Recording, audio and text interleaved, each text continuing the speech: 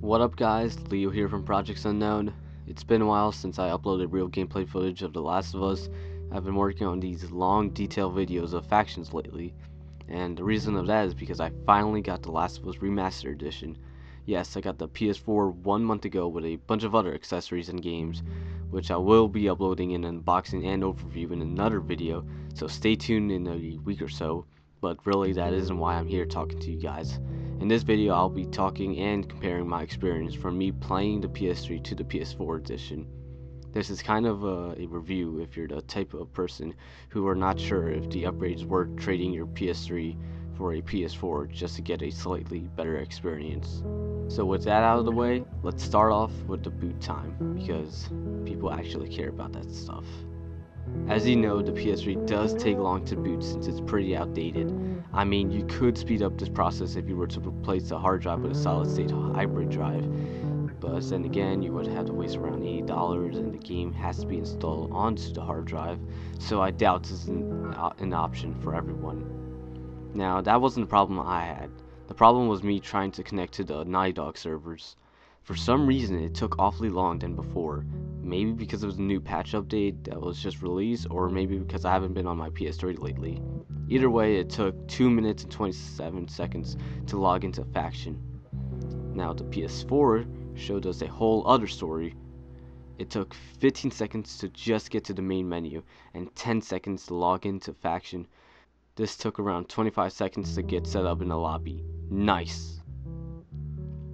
Next is lighting and shadow. Naughty Dog really did it by showing off the PS4 potential by making light bounce off of walls, such as metal for an example.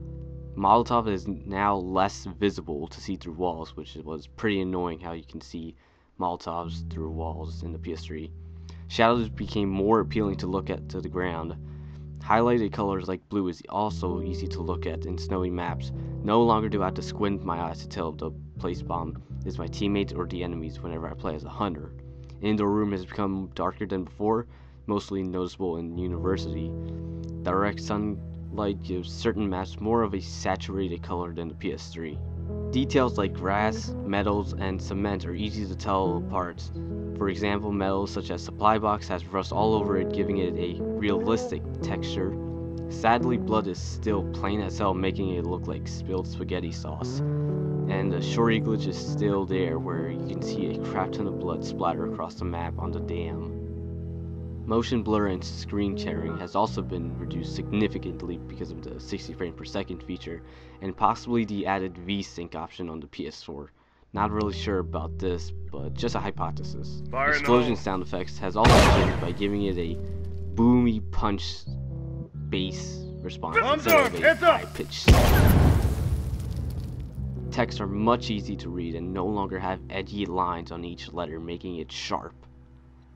As I mentioned before, with the 60 frames per second feature, most of my friends said to me, quote, "Once you go to 60 frames, there is no going back," which I have to say for myself is true, sadly. I played the Remastered Edition for 1 month straight and literally can't handle 30 frames at all. Just playing 60 frames and going back to the PS3 just made it feel all choppy. I mean, there is an option to lock the game to 30 frames, but I don't recommend that at all. Once I started playing 60 frames, it felt slow to me.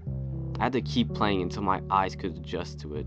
I will be honest, I did perform terrible in my first match, but once I got to my second match, I got used to the 60 frames and did better than my first match.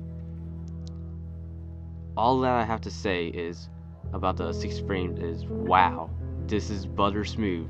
Like really, there is no screen stuttering whenever shit goes down in a match. Using scope weapons like the hunting rifle, scope burst rifle, military sniper, and so on, getting headshots with those weapons just feel more rewarding than before, in my opinion. Oh yeah, and I almost forgot about this.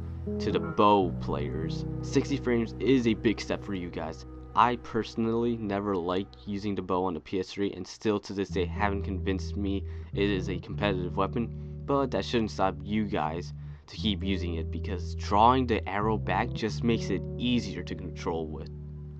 Next is 1080p resolution, which is a big deal to me, but people argue that the human eye can't see past 720p but that isn't true. It is hard to tell the difference between 720p and 1080p in a smartphone size, but if you were to play The Last of Us in a 55-inch or higher TV, you can easily tell the difference between 720p and 1080p. Bigger doesn't mean better when it comes to computer components, of course. So if I were to recommend you guys what type of display you would play competitively, use a 24-inch or a 27-inch monitor. In my opinion, that is the sweet spot when playing games at 720p or 1080p. Now, back to the 1080p part. Looking at the graphics is just stunning to me and does not have jaggy edges anymore. Something that I noticed is the amount of anti-aliasing they used. Since Naughty Dog had this game up to 80 frames per second, it looks like they locked the game down to 60 frames, giving it a little more power for anti-aliasing. And if you guys don't know what that is, anti-aliasing is a software technique for diminishing jaggies, like I said before. This made character models, cover objects, plants, and everything all over the map much smoother than before. Internet connection was something that I was concerned a bit. PS3 veterans told me that the PS4 still had some lag issue when playing the matches. So I decided to ask Naughty Dog about players' internet connection. Surprisingly, more than 65% active players use Wi-Fi. Please, if you're using Wi-Fi and not connected via LAN, just buy yourself an Ethernet cable. They only cost $10 for a 25 feet cable from Amazon. Anyway, when I do enter a match with players having 4 bars or up, the gameplay is smoothly. So that weird 2x4 latency that Naughty Dog increased on the PS3 is gone on the PS4. There's no more running to cover and still get shoot through the walls crap. Beginning a match loads very quickly, making it around 15 to 25 seconds long to start. And finding a player after the match has started is like that. Although I really wish when 2 or more players leave the lobby and the countdown for map selection begins would stop and return to finding players to fill up the lobby again. I mean, this could prevent party splitting if Naughty Dog were to program this in, which leads me into rage quitting. As many of you know, this game is just filled with rage quitters not able to accept defeat. And what makes this worse is the PS4 UI is so quick to close the application and open it again just makes life easier for people. My idea to tackle this situation is Naughty Dog could program an autosave data for every respawn, like save data of your total parts, executions, and death every time you respawn. I think that's a pretty cool idea. Oh, and did I mention body physics is in the game? Yeah, stepping over a dead body causes it to move now, if you guys actually care about that. That is really all they changed in the Remastered edition. Weapons stayed the same, maps stayed the same, character models and voice of hunters and fireflies stayed the same. And I guess that is all I have to talk about The Last of Us Remastered edition for now. Is it worth a $450 plus upgrade?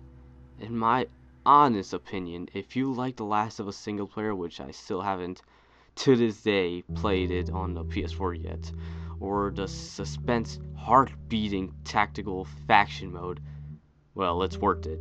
Like I said, once you're on 1080p 60 frames per second, there's no going back. Well, that's all for this video. Be sure to stay tuned for any upcoming DLC and patch breakdown video I'll be uploading.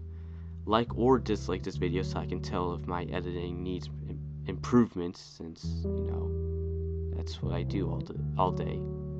Subscribe if you want to see more The Last of Us Remastered Edition videos and League of Legends videos, which I'm still waiting on the damn video, Jake. God.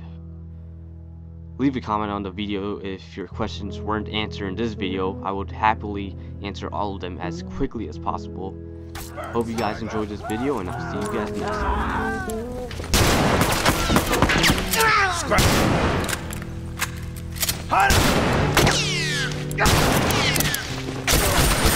That's it.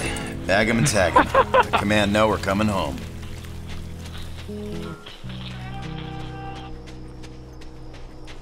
Oh my god, what the fuck is that?